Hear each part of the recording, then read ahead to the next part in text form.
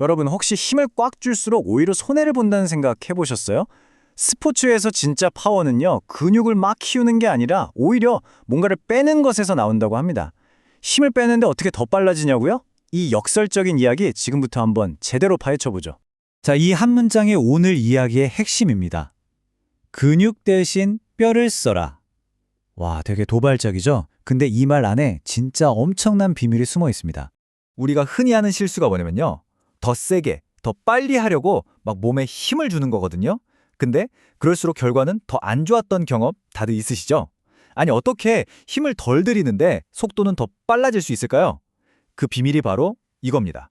힘을 더 하려고 하는 순간 우리 몸 안에서는 보이지 않는 저항이랑 싸우게 되는 거예요. 에너지가 목표물에 전달되는 게 아니라 안에서 다 새어나가는 거죠. 그래서 나온 개념이 바로 이 스켈레톤 타격 기술이라는 겁니다. 이건요, 힘을 막 더하는 그런 덧셈의 기술이 아니에요. 오히려 그 반대죠. 불필요한 저항을 싹 없애버리는 뺄셈의 기술입니다. 우리 몸의 뼈를 말하자면 에너지 고속도로로 만들어버리는 거죠. 자, 그럼 이 기가 막힌 아이디어가 대체 어디서 왔을까요? 무슨 최첨단 헬스장에서 나왔을 것 같죠? 아닙니다. 놀랍게도 스위스 알프스에 얼어붙은 트랙에서 시작됐어요. 바로 스켈레톤이라는 동계 스포츠에서요. 이 선수들은요, 무슨 조종장치도 없는 썰매 하나에 의지해서 시속 130km가 넘는 속도로 얼음 트랙을 질주합니다. 근데 더 놀라운 건 이 썰매를 오직 아주 미세한, 정말 미세한 뼈의 움직임만으로 컨트롤한다는 거예요.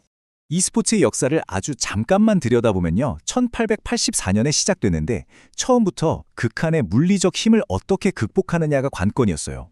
그러다 2002년 올림픽에 다시 정식 종목이 되면서 승리의 열쇠가 완전히 바뀌었습니다. 바로 저항을 얼마나 잘 없애느냐? 바로 이 숫자가 모든 걸 말해줍니다. 5G. 이게 어느 정도냐면 자기 몸무게의 5배에 달하는 압력을 온몸으로 버텨내야 한다는 뜻입니다. 상상이 가시나요? 바로 이 지점에서 엄청난 깨달음을 얻게 된 겁니다. 5G라는 말도 안 되는 압력이 짓누르는 상황에서 무식하게 근육에 힘을 꽉 주면 어떻게 될까요? 그게 바로 스스로에게 브레이크를 거는 꼴이 되는 겁니다. 과도한 긴장은요, 바깥의 공기 저항만 만드는 게 아니라 우리 몸 안에서 스스로를 방해하는 저항까지 만들어내기 때문이죠. 자, 그럼 이 뺄셈의 물리학이 대체 뭘까요? 우리 몸 안에서 어떻게 작동하는지 내부 저항이라는 키워드를 가지고 한번 제대로 뜯어보겠습니다. 우리 안의 진짜 적은 바로 이 내부 저항이거든요. 예를 들어 볼게요. 우리가 팔을 굽힐 때 반대편 근육이 완전히 힘을 빼줘야 하는데 뻣뻣하게 버티는 거, 이게 근육 마찰이고요. 또 뼈들이 제자리에 있지 않아서 관절끼리 삐걱거리는 거, 이것도 저항이죠. 심지어 이번에 진짜 잘해야 되는데 하는 그 마음의 긴장감 있죠? 그것마저도 근육을 미세하게 굳게 만들어서 우리의 속도를 야금야금 갉아먹는 겁니다. 그래서 완전히 관점을 바꿔야 합니다. 우리 몸의 주인공은 근육이 아니에요. 바로 뼈입니다. 뼈가 에너지를 전달하는 단단한 지렛대 역할을 하고요. 그 뼈들을 연결하는 인대는 에너지를 하나도 안 쓰면서도 구조를 안정시켜주는 정말 숨은 영웅 같은 존재죠. 그럼 우리가 흔히 말하는 큰 근육들은 뭐냐고요? 걔네들은 그냥 맨 처음에 탕 하고 움직임을 시작해주는 방아쇠 역할, 거기까지입니다. 주 엔진이 아니란 거죠. 이 기술의 해부학적인 핵심을 딱 하나 꼽으라면 바로 마름모 코어라는 건데요. 이거 우리가 보통 생각하는 코어 운동이란 거는 개념이 완전 반대예요. 보통은 복근에 힘 꽉 줘서 단단하게 만들잖아요. 그게 브레이싱인데 이건 그게 아닙니다. 오히려 숨을 들이마셔서 몸통 안의 공간을 풍선처럼 부풀리는 거예요. 그렇게 내부 압력을 높여서 그 힘으로 뼈들을 안에서 바깥쪽으로 쫙 밀어내서 정렬시키는 거죠. 정말 신기하죠? 이게 좀 추상적으로 들릴 수 있는데 만드는 순서는 생각보다 간단합니다. 먼저 갈비뼈 위치부터 딱 잡고요. 그 다음에 숨을 이용해서 코어 내부를 확장시켜주는 겁니다. 그러면 그 내부 압력 때문에 골반이 저절로 제자리를 찾아가게 돼요. 바로 이 상태. 근육 힘으로 버티는 게 아니라 뼈의 구조적인 힘만으로 움직일 준비가 딱 끝난 상태. 이걸 스켈레톤 상태라고 부르는 겁니다.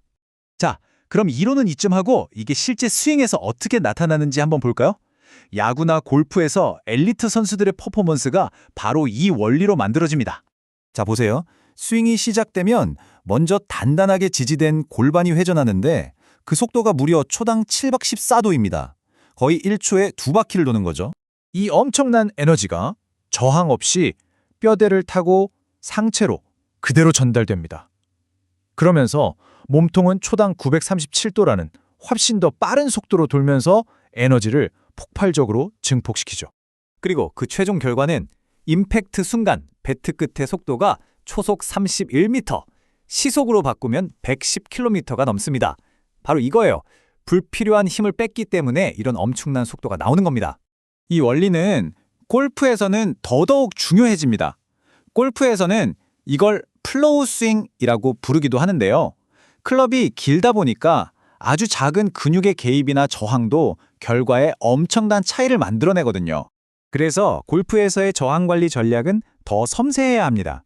손목 장난을 최소화해서 클럽 페이스를 안정시키고 팔은 그냥 뼈대에 매달려 있는 거라고 생각해야 해요. 팔을 휘두르는 게 아니라 등 근육으로 견갑골을 딱 잡아서 팔 전체를 몸통 코어에 연결하는 거죠. 그리고 다운스윙은 당연히 하체로 시작해서 팔과 클럽이 그저 자연스럽게 그 흐름을 따라오도록 내버려 두는 겁니다. 골퍼분들이 흔히 말하는 캐스팅 같은 문제들이 다 여기서 불필요한 근육 개입 때문에 생기는 거거든요. 자, 그럼 이제 이 원리를 어떻게 내 몸으로 직접 느껴볼 수 있을까요? 여러분의 몸에 잠자고 있는 골격을 깨우는 시간입니다. 아주 간단한 연습 방법이 하나 있어요. 2개의 클럽 드릴인데요. 양손에 클럽을 하나씩 들고 편안하게 서는 겁니다. 그리고 백스윙을 할 때 팔로 드는 게 아니라 몸통을 회전시켜서 2 클럽 사이의 공간을 만들어주세요.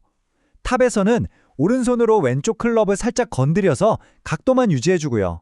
제일 중요한 다운스윙, 팔로 치는 게 아니라 아까 만들어뒀던 그 공간 아래로 오른쪽 클럽을 쓱 지나가게 하는 겁니다.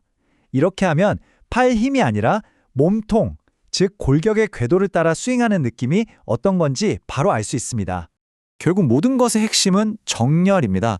이 표를 보시면 딱 이해가 되실 거예요. 우리 몸의 뼈들이 제자리에 딱 정렬되어 있으면 인대가 알아서 다 잡아주니까 에너지 쓸 일도 거의 없고 부상 위험도 낮죠. 근데 정렬이 조금 틀어지면 근육이 억지로 그걸 버텨내야 하니까 에너지는 줄줄 새고 부상 위험은 점점 높아지는 겁니다.